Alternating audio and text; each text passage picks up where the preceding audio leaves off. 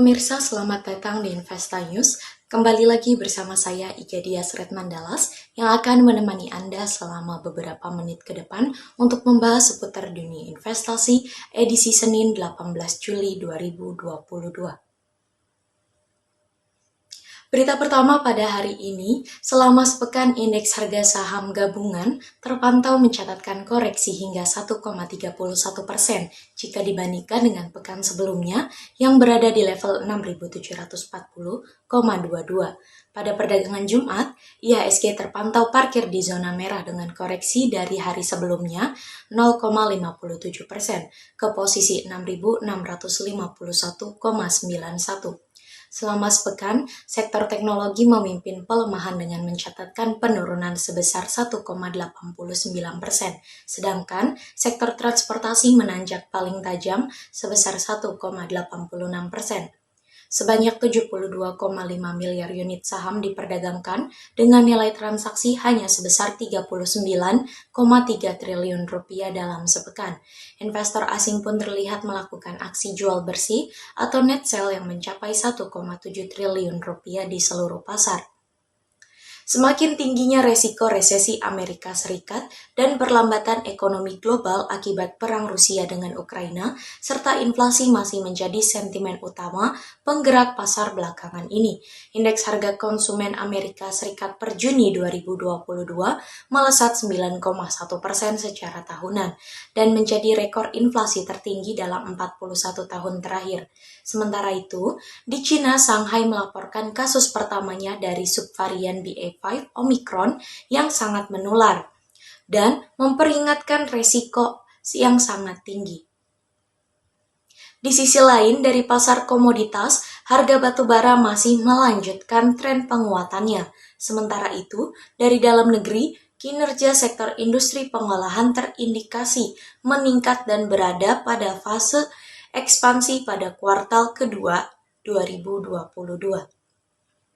Hal itu tercermin dari Pro Manufacturing Index Bank Indonesia yang sebesar 53,61% atau lebih tinggi dari kuartal pertama yang tercatat sebesar 51,77%.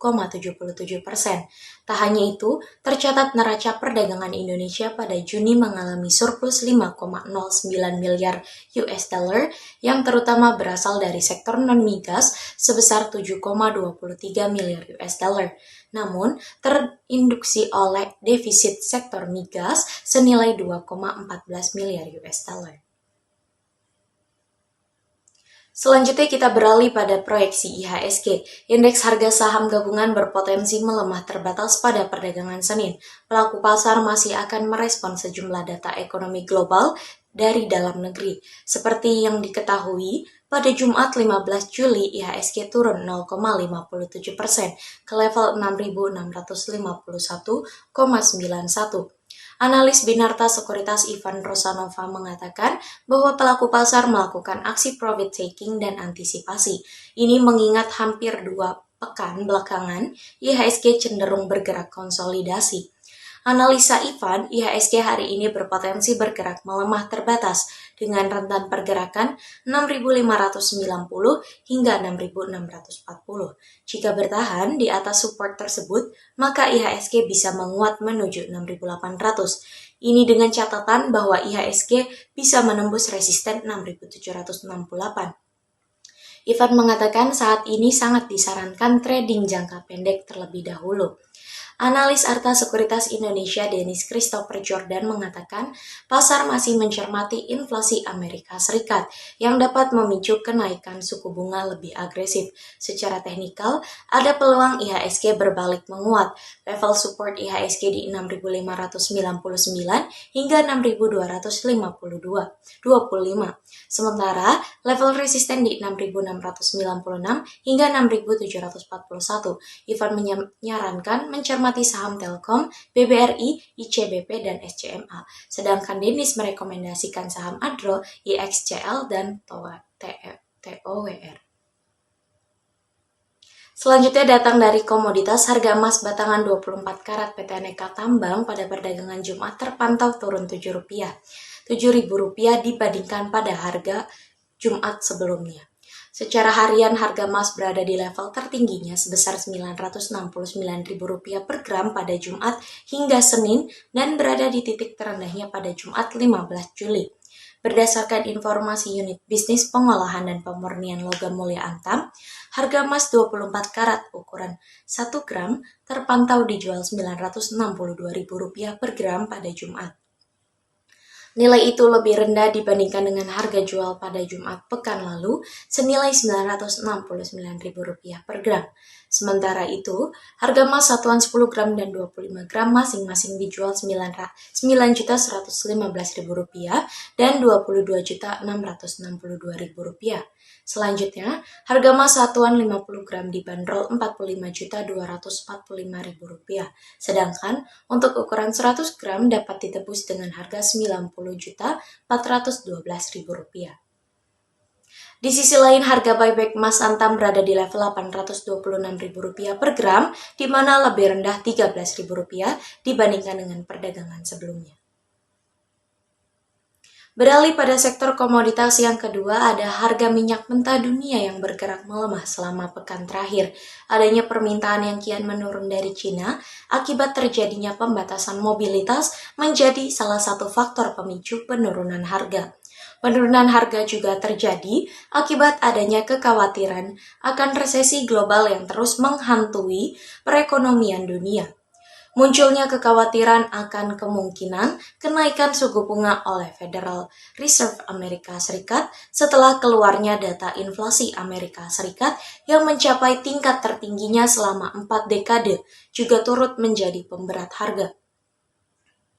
Harga minyak West Texas Intermediate di New York Mercantile Exchange sampai dengan perdagangan Jumat petang 15 Juli pukul 15.25 waktu Indonesia bagian Barat mengalami tren yang menurun 7,72% menjadi 96,70 US dollar per barel, lebih rendah dibandingkan harga pekan sebelumnya sebesar 104,79 US dollar per barel. Adapun harga Brent di ICE Futures Europe juga terkoreksi 6,75% menjadi 99,80 US dollar per barel, lebih rendah dibandingkan posisi terakhir pekan sebelumnya 107,02 US dollar per barel. Sementara itu, indeks harga konsumen Amerika Serikat meningkat 9,1% pada Juni dan merupakan level tertinggi sejak 40 tahun terakhir. Di sisi lain, kekhawatiran pembatasan mobilitas di beberapa kota di Cina telah menekan harga minyak. Impor minyak mentah harian Cina pada Juni merosot ke level terendah sejak Juli 2018. Berita penutup kita pada pagi hari ini dibayangi oleh kenaikan bunga The Fed. Pelemahan rupiah diperkirakan masih akan berlanjut di awal pekan ini. Ekspektasi pelaku pasar akan kenaikan suku bunga masih membayangi rupiah. Jumat 17 Juli kurs spot rupiah menguat 0,15% menjadi Rp14.997 per dolar Amerika Serikat. Kurs G-Star Indonesia stagnan di Rp14.999 per dolar Amerika Serikat. Direktur Laba Forex Indo Berjangka Ibrahim Aswabi mengatakan bahwa pelaku pasar meramal The Federal Reserve akan mengerek suku bunga acuan pada pertemuan akhir bulan nanti. Apalagi data inflasi Amerika Serikat yang dirilis Rabu lalu menunjukkan indeks harga konsumen naik 9,1% secara tahunan. Ini inflasi Amerika Serikat tertinggi dalam 41 tahun. Dari domestik, Indonesia masih diuntungkan tingginya kebutuhan batu bara. Ada 10 negara Eropa yang meminta batu bara dari Indonesia dengan kuota terbesar dari Jerman sebesar 1 juta ton dalam setahun. Ibrahim menyebut dengan meningkatnya ekspor komoditas unggulan Indonesia seperti batu bara, timah, crude palm oil, dan juga nikel, maka neraca dagang bisa kembali surplus. Akan tetapi, analis DCFX Lukman Leong menilai rupiah masih bisa menguat. Pekan ini ada pertemuan Bank of Japan, Bank Indonesia, dan European Central Bank, tuturnya. Ini bisa menjadi sentimen yang positif bagi rupiah. Selain itu, ia memperkirakan rupiah akan menguat karena tidak ada data ekonomi penting dari Amerika Serikat. Proyeksi Lukman, hari ini rupiah akan menguat dan bergerak di area Rp14.925 hingga Rp15.050 per dolar Amerika Serikat. Ibrahim memperkirakan kurs rupiah akan melemah dan bergerak antara 14.980 hingga 15.030 rupiah per dolar Amerika Serikat. Berita tersebut menjadi berita penutup kita pada perjumpaan pagi ini. Saya Gedias Redmandalas pamit undur diri, sampai jumpa.